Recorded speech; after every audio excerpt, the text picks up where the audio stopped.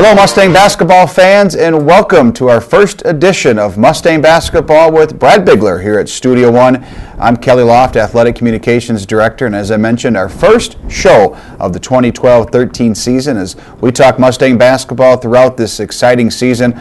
Coming up, Mustangs have played 4 games already, sitting at 2-2 overall. We'll talk about the Mustangs' trip to Anaheim, California for the Disney Classic, and then their home opener, and take a look at highlights against Michigan Tech from this past Thursday night. And then we'll look ahead to this busy week of Mustang basketball and then beginning of conference here as we start the month of December. And joining us, as always, is the head coach, Brad Bigler. And Coach, welcome back. Your 4th season on the sideline for the Mustang men's basketball program. And since the last time we've talked, lots has gone on. Obviously, had a very good season in 2011-12, winning the conference tournament championship. You went to the NCAA tournament, and now we come into this season, and we've already had 4 games down, and very busy with fall practice and getting ready for that Disney tournament. Yeah, and that Disney tournament, it came here fast. It was one of those right off the season, right as it started, Disney. Flying out to California and enjoying that experience. And as we talked, it was probably one of the better trips, overall experiences that we've had here at Southwest for basketball since I've been here.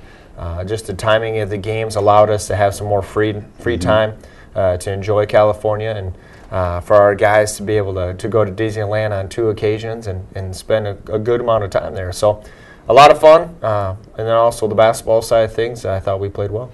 Well, we'll talk about the basketball games shortly, but let's first just talk about why you do these trips. And the guys put a lot of time in there, fundraising and your program to do a lot of things to allow them to do that. But it's not just the basketball; it's that whole experience, as you mentioned, and to spend time with your teammates. And these are experiences, and you've experienced that when you played, that you'll never forget, along with your teammates. And you mentioned the Disneyland, and everything was smooth, and also to play basketball, but that's why you do it. It's just the overall culture of being a student athlete. It's one of those opportunities for us as a coaching staff to say thank you. Guys like Lavion West and Jordan Miller have been here for 5 years, and to have them be able to go on a big trip their senior year is a big deal for us. It's just, again, a way of saying thank you for all their hard work and the overall experience. You want those young guys to be a part of something. A lot of times when you get away, as we saw last year when we played those Division I games, when you get away, you can go on trips like this. I think it also makes your team a little bit closer. It puts them in an environment where they're together, they're doing things outside of basketball, having a little bit of fun, and I think that's good or important with the team chemistry. And of course, the Mustangs have been very busy here in the first couple of months of the season. Practice starting in October officially, and we'll talk about the games and the exhibition season. But let's talk about some of the rule changes that went on during this off season that allowed you and your staff to get more time with your student athletes prior to just the team practice. It used to be a long time ago, you just started on October 15th, and that was the first time you met with them, and now you do get certain hours per week with the guys in different groups and that thing. Talk about what you could do during this off season, during the fall portion. And it's the second year of this new rule change. So every year you're trying to learn from it a little bit, and last year we focused a lot on our offense and putting in a new offense. This year was all defense, and I think what it allows you to do is in a team setting early on in the fall, you could work on those 5-on-5 situations, those 4-on-4 situations, the different rotations, and really get a lot of scheme stuff in before the official start of the practice on October 15th it comes. And so, yeah, it's definitely, we've used it. It's been very beneficial for our program. We really like it, especially with me in the fall being a little bit not necessarily at 100%. So being able to use that time efficiently with the team, it allowed me to be able to be more active in those team settings because I wasn't able to probably do as many individual workouts as I probably could have. So yeah, just being able to have that team thing really helped. And of course, then got into practice starting up in mid-October, as we mentioned, had the late show, and then right into exhibition season. You had 3 very good tests for your squad, playing Waldorf early, and then St. Olaf, and you had the alumni game, and all that was geared to get ready for that regular season opener. And I thought all 3 of those games, as well as the scrimmage that we had against Dort, all prepared us in different ways. All good teams presented those different matchups, and I think that's what we were trying to do this year. With that Disney Classic being 3 games right away in the season, we kind of pushed everything up a little bit. So when October 15th hit, we had a game less, or we had a scrimmage less than 5 days in. We had a game 8 days in, and then we had another game 3 days later. So, I mean, we had 3 games or 3 contests within 11 days of starting official practice. So it's been very consistent with regards to, hey, we're going. Yeah. I mean, the sense of urgency is here. We got to get ready, and it's been a lot of fun, though. Well, the Mustangs went 3-0 in the exhibition season and then started up the regular season in Anaheim, as we talked about at the Disney Tip-Off Classic. The 3rd time the Mustangs men's basketball program has been a part of the Disney. Last time was in 2008 in Anaheim and also in 2000 down in Orlando, Florida. And the Mustangs went 2-1 during that trip, losing to Cal State Dominguez Hills in the opener, but came back and beat 2 very good teams in North Carolina Pembroke and Grand Canyon University. And Coach, let's talk about the tournament in general. We talked about off-court, how smooth everything went and what a good time it was, but on the court-wise, probably not the greatest game the Mustangs ever played. And in the first game, give Dominguez Hills credit. They're a solid program. They beat you, but you come back and beat some very good teams that rank very high in their respective conferences. And early in the season, a lot of times it's hard to do scouting reports, especially with a team like Dominguez Hills, where they have 13 new guys on the roster. We had literally no film on them of their current roster. And so it's hard to put a scouting report in. So a lot of times early in the year, what you do is you focus on yourself. And you're making sure your effort's there, your execution's there, and controlling the things that you can control. I think we were able to watch the other 2 teams in person. We were able to put a little bit better scouting report, more time into it.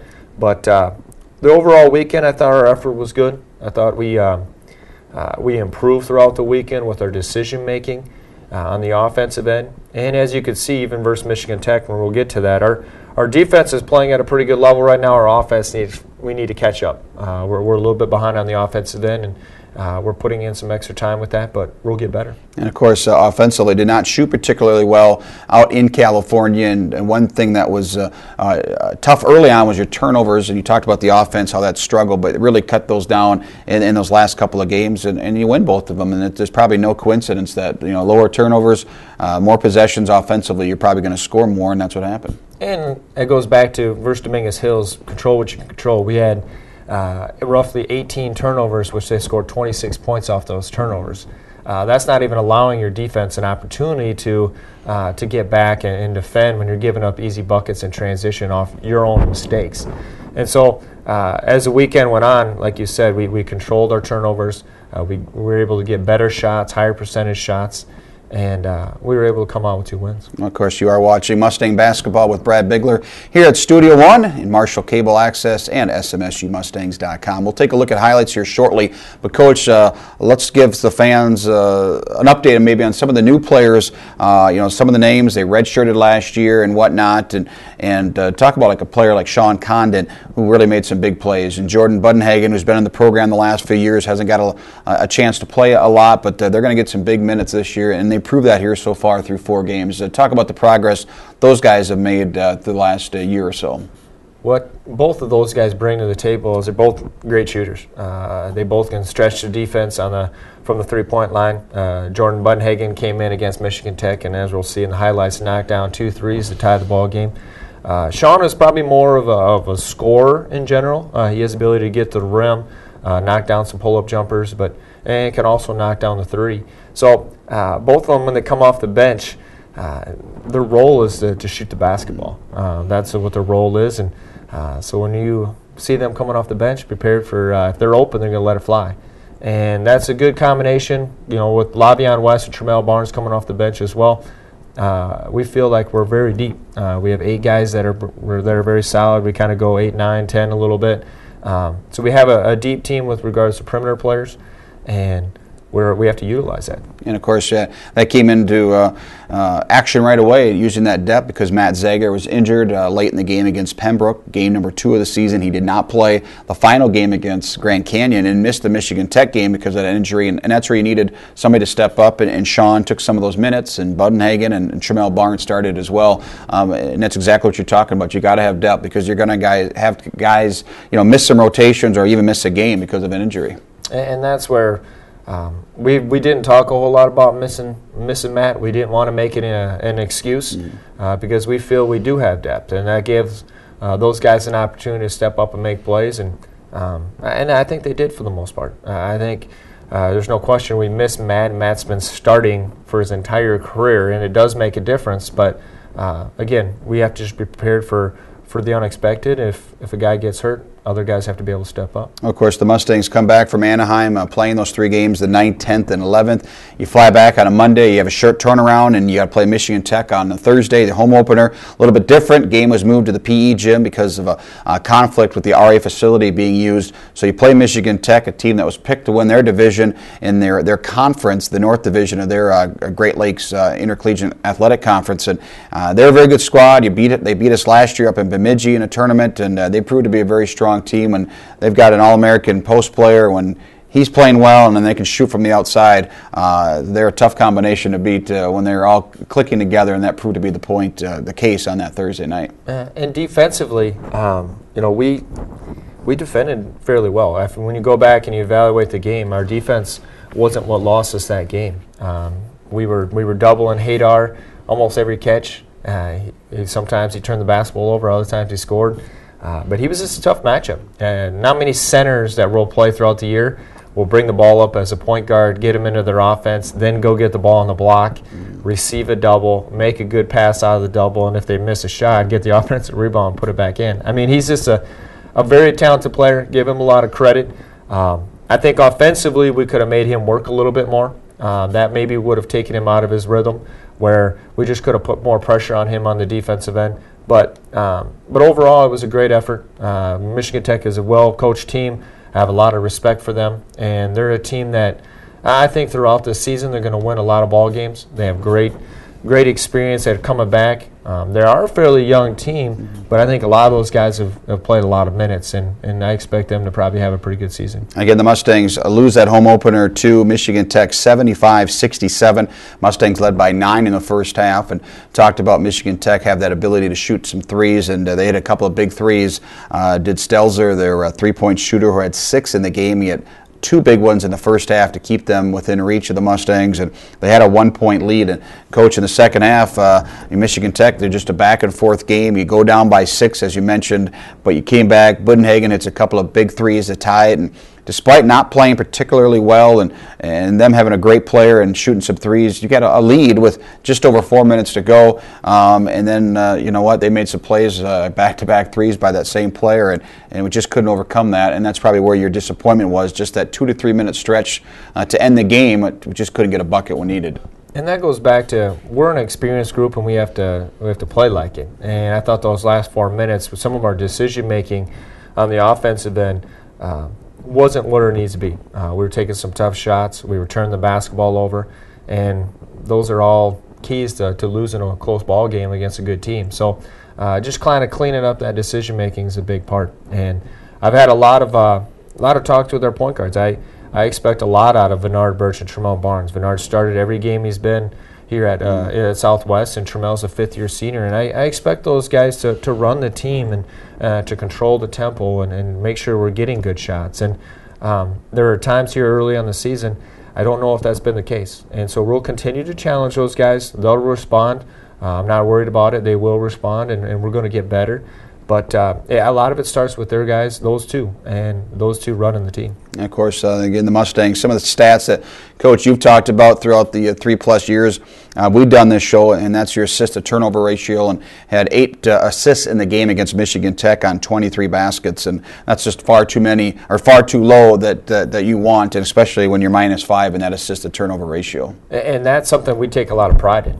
Last year, we take a lot of pride in scoring off easy opportunities from teammates, scoring off assists.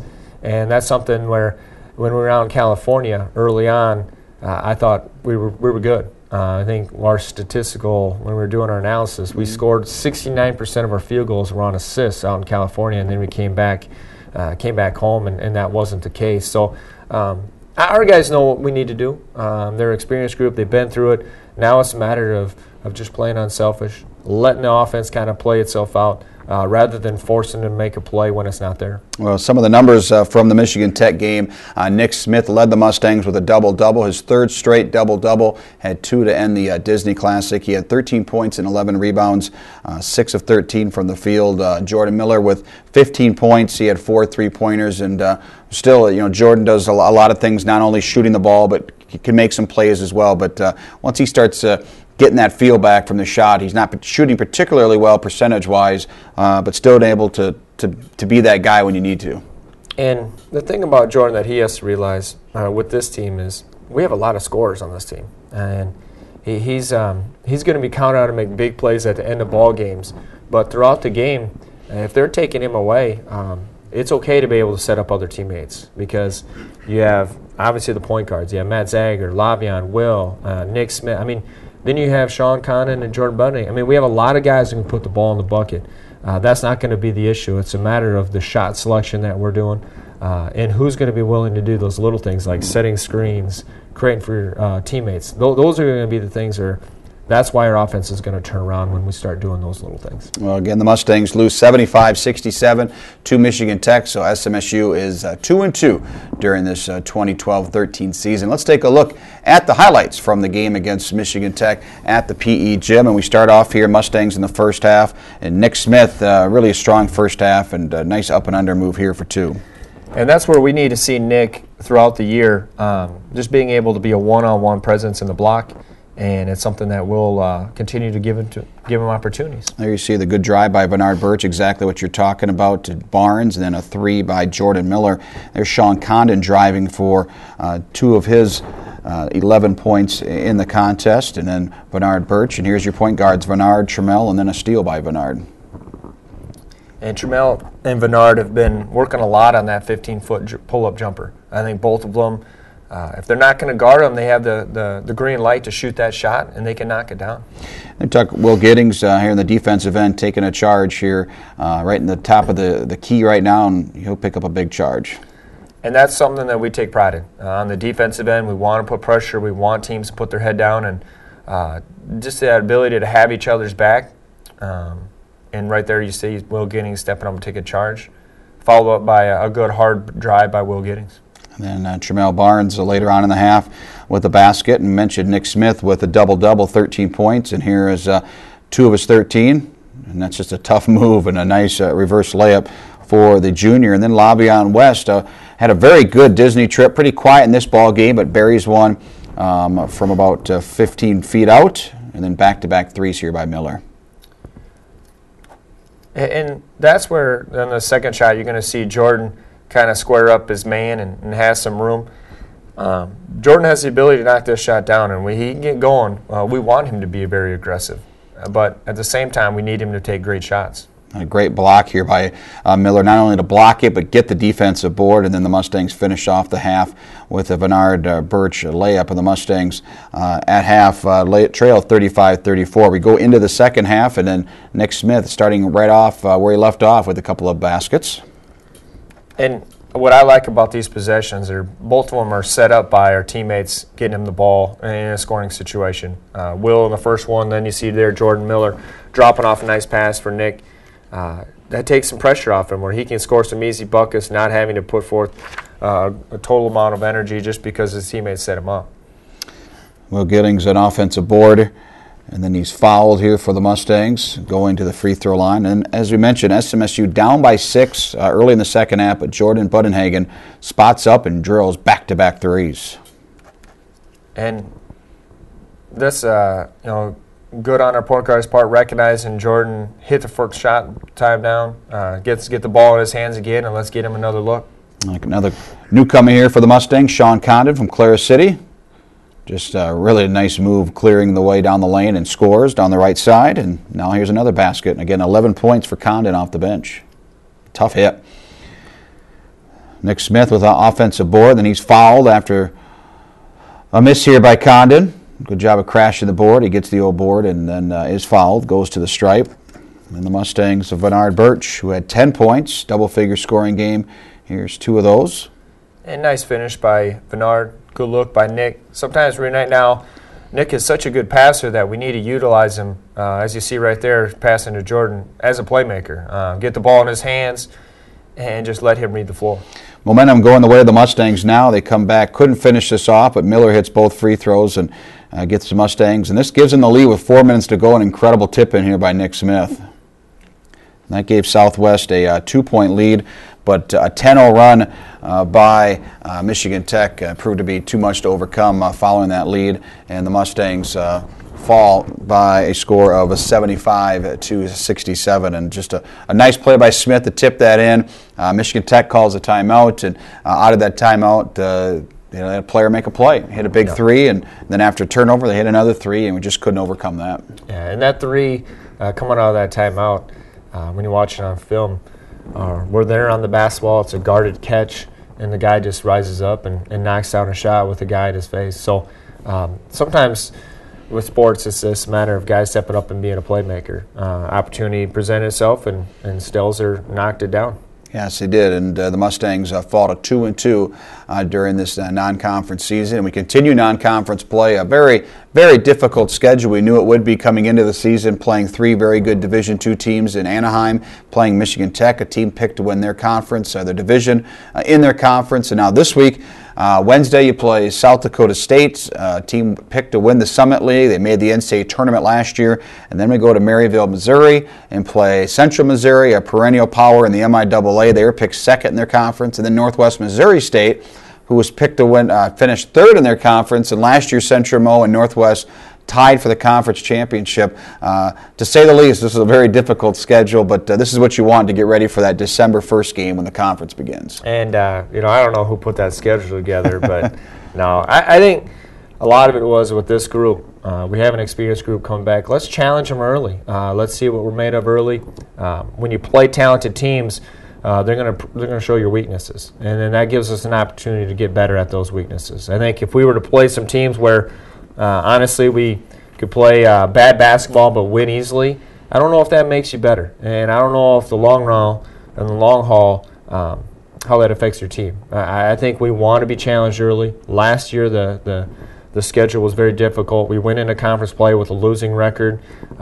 We're able to bounce back, and I'm hoping that the same thing will happen this year. Well, it should be an exciting season for Mustang men's basketball. Picked second in the NSIC preseason poll, and they will have that conference opener coming up on Saturday, December 1st against the University of Sioux Falls. It's going to be a great schedule at the RA facility, and just a great season coming up here for Mustang men's basketball in 2012 and 13. And Coach, before we let you go, obviously, we just need to mention, I think it's what you want to say. Obviously, it's been a very tough off season for you and your family, but a chance now to thank everybody here in Marshall and the surrounding communities because the outpouring support was great for your family, and I know you want to take a second to thank everybody. Yeah, and it's just been kind of one of those difficult times for our family.